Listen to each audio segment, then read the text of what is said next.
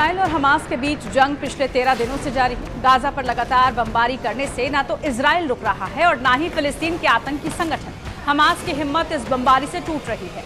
Israel और Hamas की इस जंग में पूरी दुनिया दो हिस्सों में बटी दिख रही है। एक तरफ वो देश हैं जो इजराइल के साथ खड़े हैं, तो दूसरी तरफ वो देश हैं जो फिलिस्तीन के साथ हैं। अमेरिका पहले दिन से ही खुलकर इजराइल का साथ दे रहा है। अमेरिकी राष्ट्रपति जो बाइडेन तो इजराइल के दौरे पर भी पहुंच गए हैं। हालांकि बाइडेन का ये इजराइल दौरा उस समय हुआ जब गाजा के एक अस्पताल पर हुए विस्फोट में 500 से ज्यादा लोगों के मारे जाने की खबर है। इस घटना की अंतर्राष्ट्रीय स्तर पर काफी चर्चा हो रही है। इसके लिए इजराइल की आलोचना भी की जा रही है। यह हमला इजराइल, हमास या फिर इस्लामिक जिहाद किसने किया, ये अभी तक साफ नहीं हो पाया है। सभी एक दूसरे पर आरोप लगा रहे हैं। हमास का आरोप है कि अस्पताल पर यह हमला इजराइल ने किया है, जबकि इजराइल डिफेंस फोर्स ने इस हमले से इनकार किया है। इजरायली आर्मी का कहना है कि इस हमले के पीछे फिलिस्तीनी इस्लामिक जिहाद का ही हाथ है। उसने इससे जुड़े कुछ सबूत भी पेश किए हैं। बहरहाल, गाजा के अस्पताल पर हुए विस्फोट के बाद सारे समीकरण बदलते नजर आ रहे हैं। अमेरिका ने जहां इस मामले पर दुख जताया, तो वहीं इसके तुरंत बाद इजराइल के दौरे पर पहुंच गए, जबकि इजराइल जाने से पहले बाइडेन जॉर्डन जाने वाले थे। लेकिन गाजा के अस्पताल पर विस्फोट और सैकड़ों लोगों के मारे जाने की वजह से अरब देशों ने अमेरिका से बातचीत से इनकार कर दिया। इस बैठक में इराक, मिस्र, फिलिस्तीन और सऊदी अरब जैसे देश शामिल होने वाले थे।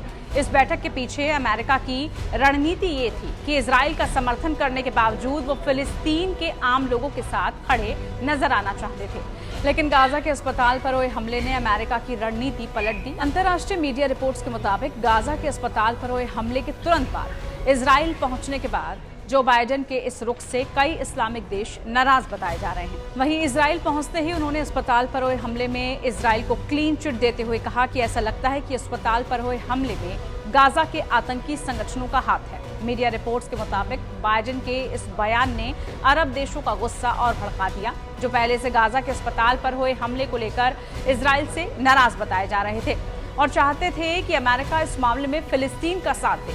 माना यह जा रहा है कि इजराइल हमास के इस जंग में अमेरिका के स्टैंड की वजह से एक नया तनाव पैदा हो रहा है, क्योंकि अगर अरब देश के पास तेल का भंडार है, कई देश तेल के लिए अरब देशों पर निर्भर हैं। ऐसे में अगर जंग लंबी खिंचती है और इस जंग में ईरान भी कूद पड़ता है, तो निश्चित तौर पर अमेरिका भी इसमें स्टैंड लेगा। अमेरिका ने ईरान पर कई प्रतिबंधों की घोषणा की है। विशेषज्ञों का मानना है कि इजराइल हमास की जंग में अमेरिका के इस तरह से कूदने से अरब देश इजराइल का साथ देने वाले देशों के खिलाफ एक्शन ले सकते हैं और तेल देने से इनकार भी किया जा सकता है, जिससे दुनिया में एक नया संकट पैदा हो जाएगा। पहले ही रूस यूक्रेन युद्ध की वजह से दुनिया पर इसका बड़ा असर पड़ा था।